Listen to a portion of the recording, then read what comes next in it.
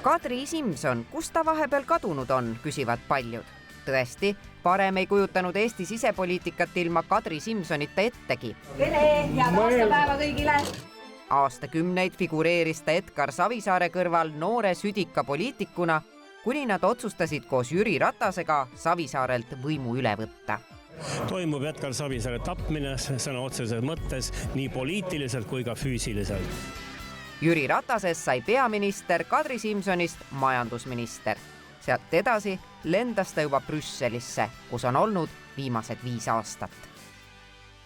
Ja kui te nüüd novembri lõpus kohvrid käes Eestisse tulete, kuhu te reaalselt tulete? On teil siin olemas mingi kodu, kuhu tulla? Jah, on küll. Väga tore paik, kus isegi rõskel ja pimedal ajal on hea olla. Ja see on Haapsalus. Sest ma kuulsin et te ehitate Haapsallu maja. Vastab tõele. See on emotsionaalne otsus ja Haapsalu on tore vaikne linn, aga ma ei kavatse veel liituda Haapsalu pitsikudumise klubiga ja ma kavatsen teha huvitavaid asju. Ma arvan, kõik eeldused on loodud. Kui te lahkusite Eestist, siis Keskerakond oli just selline, nagu te olite tõenäoliselt pikka aega unistanud. Edukas peaministri erakond. Ja nüüd, kui te tagasi tulete, siis on sellest erakonnast varemed alles. Kes selle käki kokku keeras? Tõepoolest, see olukord on täbaraks muutunud päris kiirelt. Nii et Kõlvart on oskamatu juht.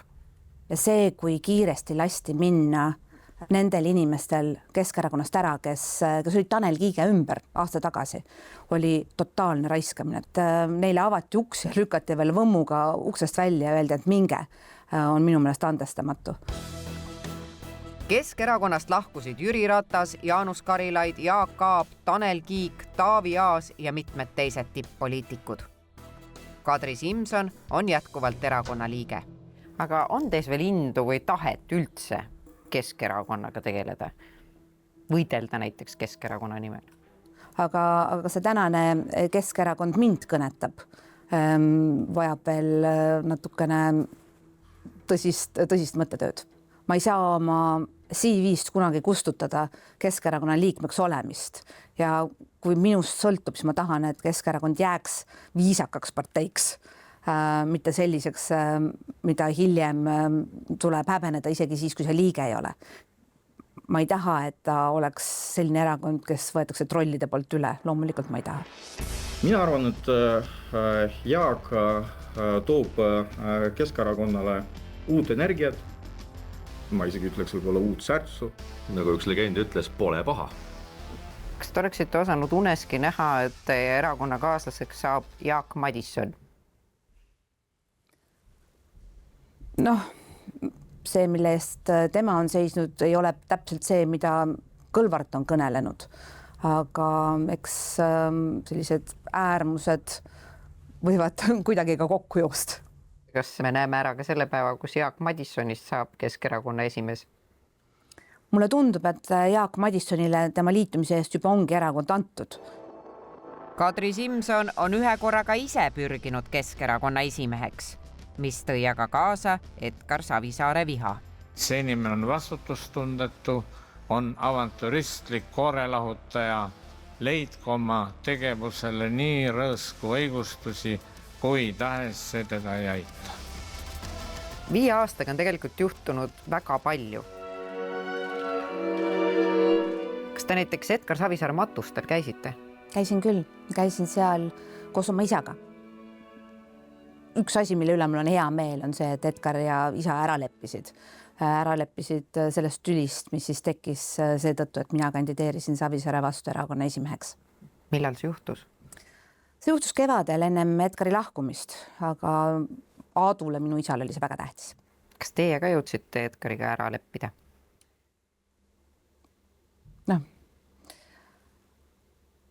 Ma arvan, et ma tegin õiget asja. Ma olen täiesti veendunud, et see oli vajalik.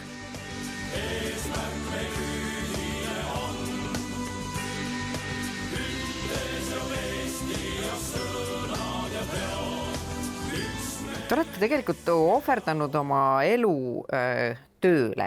Teie jaoks ongi Keskerakond olnud perekond, kus olid Edgar Savisaar, Aadu Must, Jüri Ratas, kõik need teie inimesed. Ja nüüd on selle koha peal põhimõtteliselt tühi koht. Et mida üldse edasi teha? Noh, ma arvan, et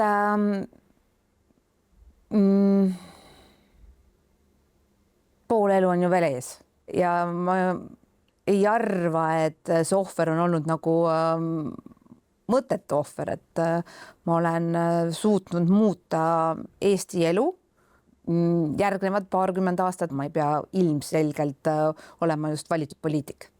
Ja on teil ka peas vasardanud näiteks see mõte, et äkki mind polegi vaja siin Eestis enam kellelegi?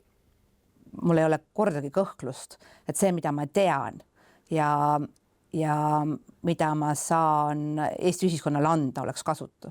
Et kindlasti on ka minu jaoks koht. Aga mida teha? Mis see tulevik võiks tuua? Ma olen saanud väga huvitava pakkumise ühelt maailma tippülikoolilt. Nii et nende kutsel ma järgmine aasta olen hoopis New Yorgis Columbia ülikoolis. Ja minu kutse tuli läbi Hillary Clintoni. Columbia ülikooli lektori koht on ülim tunnustus. Seal on töötanud rohkem Nobeli auhinna laureaate kui üheski teises akadeemilises asutuses üle maailma. Columbia ülikooli vilistlaste seas on 4 USA presidenti, 10 USA ülemkohtu kohtunikku, 33 Oscari võitjat. Seal on saanud haridusega Toomas Hendrik Ilves. Nii et Eestisse te ei jää? Lühikeses plaanis ei ole mul Eestist ühtegi vahvamat pakkumist laual tõepoolest. Kindlasti ongi ootused kõrged peale 5 aastat töötamist Euroopa poliitmaailma täielikus tipus, energeetikavolinikuna. Kuidas te iseennast hindaksite 5 palli süsteemis energeetikavolinikuna? Ma ei näe, et keegi oleks saanud seda paremini teha. 5. Mul ei jäänud tõepoolest oma ametiajas midagi tegemata. Siin on neid kriitikuid, kes on ütelnud, et näete, Kadri Simson läks sinna Euroopasse sooja koha peale ja ajas jala sirgu ja rohkem ei kuulnud tast mitte midagi. Selles töös osutus Eestis käimine nii palju raskemaks, kui ma tööd alustades arvasin, et ta saab olema. Alguses oli COVID ja pärast seda oli energiakriis. Kas te võiksite tuua näiteks oma voliniku tööst mingi hetke, mingi sellise töö, mille peale te mõtlesite, vot sellega ma sain perfektselt hakkama?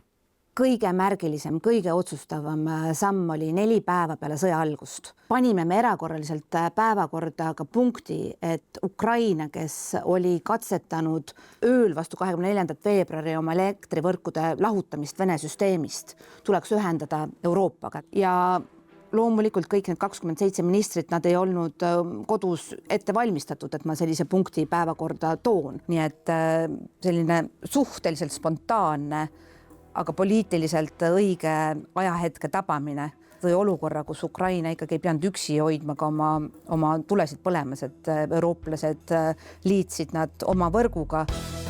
Ukraina president Volodõmõr Zelenskõi tunnustas selle eest Kadri Simsonit ka vürst Jaroslav Targa teenete märgiga.